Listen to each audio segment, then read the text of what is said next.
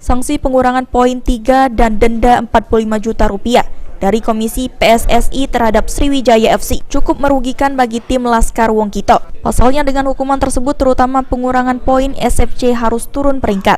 Oleh karenanya atas hal tersebut, manajemen SFC melalui Direktur Teknik menyampaikan jika pihaknya segera akan mengajukan banding ke PSSI. Dan kini memori banding yang diajukan masih disusun. Menurut Indrayadi, manajemen SFC juga telah membayar denda sebesar 30 juta rupiah ke PSSI. Permohonan banding beserta deposit 30 juta itu sudah transfer. Kita juga sudah coba menghubungi lawyer kita menyusun memori banding untuk kita sampaikan kepada komisi banding itu. Sebenarnya apa sih? Sanksi yang dikenakan oleh Komdis PSSI terhadap SFC berdasarkan keputusan yang diterima oleh pihak manajemen SFC terkait dengan tidak dimainkannya pemain U21 SFC saat menghadiri Semen Padang di laga kandang di Stadion Gelora Sriwijaya, Jakabaring. Firman Hidayat, PAL TV.